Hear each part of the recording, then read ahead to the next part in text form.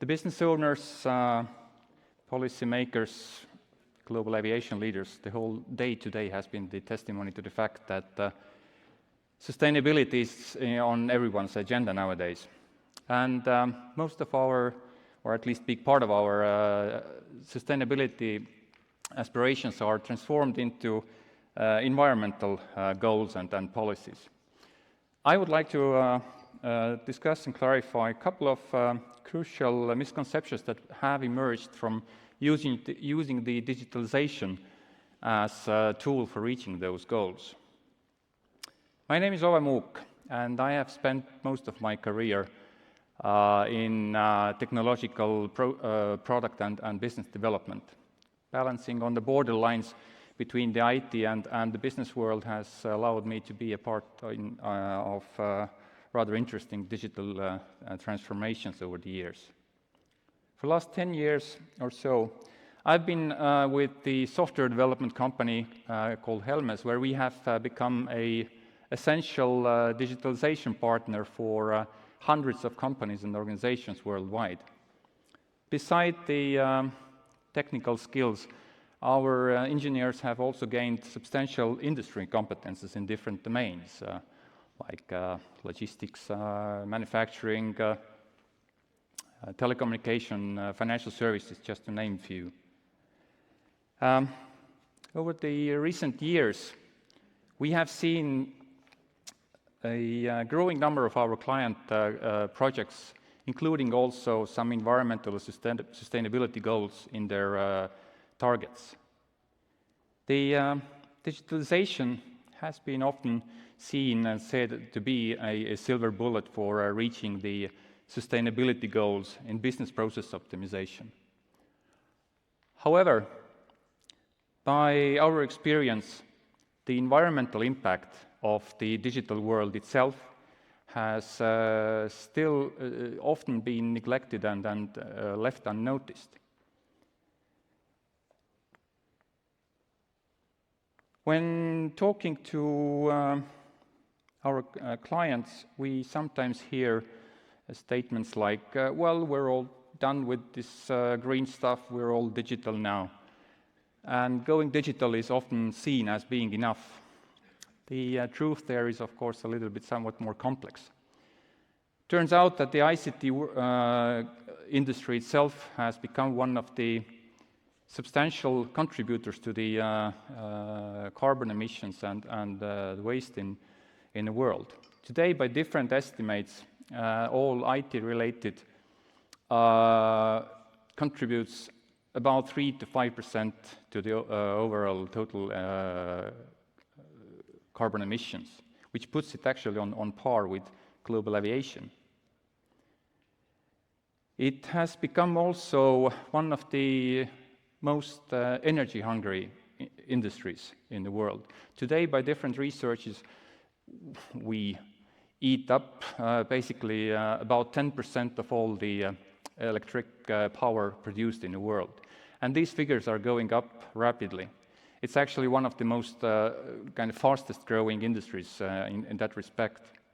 And majority of those projections were actually made before the everyman's AI revolution took off last year. So we can imagine what's the future there.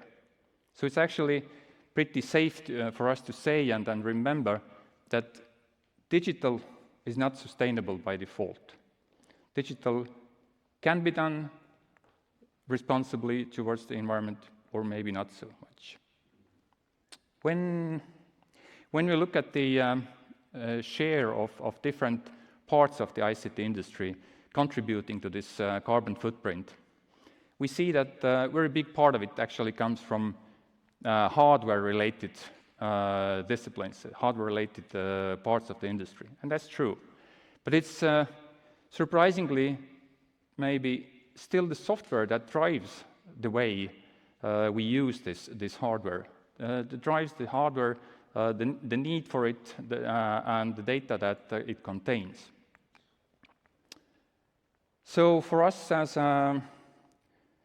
as software developers, the kind of realization was clear that For us to make the way to make a true impact on tomorrow is actually through building better, greener and leaner systems for our clients. So it's clear that ICT industry itself needs to change. The way we develop the software needs to change. The software development as an industry can be environmentally responsible or not so much as any other industry, the aviation including. So who's going to pay for this whole change? The good news here is that the green software does not really have to be any more expensive to create than the old traditional ones. And actually, when done right, the green software applications start generating substantial savings when in the operation. Digitalization offers a great tools for optimizing any business process. Depending on its purpose and the main function, any digital solution basically can be optimized for different things, for speed, for security, for ease of use, but it then can be also optimized for its environmental impact. And still, even if often these main functions and main requirements of the software are rather strict, can be strict or limited, like in aviation with its stricter regulations and the security requirements, there more often than not still is a room for environmental considerations as well. So how are we going to do it? As any process optimization task, also the green optimization starts from getting rid of the waste. We have come up simplified the green software principles into three main kind of principles that we encourage also our clients to follow. First, keep it simple. Deal only with the features and functionalities that are actually used and needed. Secondly, control your data. Make sure that you collect, process, and store only the data that is actually vital for the system. And thirdly, make your applications optimum. Make them optimized for efficiency. That you have right architecture choices, that you have good quality optimized code from your developers. We have taken the green coding principles and the good practices that have been around for software developers already quite many years to the next level. We have included these principles into the whole life cycle of software application, and training our people for the role-based tasks that they can implement in any project they participate. And it works. It works for our customers, and more of them can actually benefit from the results of greener solutions. These can be measured in different ways, but as you can see, the soft values here are successfully combined with actually hard currency benefits resulting from lesser need for processing power and storage. This in turn transforms into a lowered energy consumption and need for new or more powerful equipment. So when done right and systematically, the green software practices can actually open up new business opportunities through the substantial savings for our clients and their clients in turn. Future software will have greener heart and face.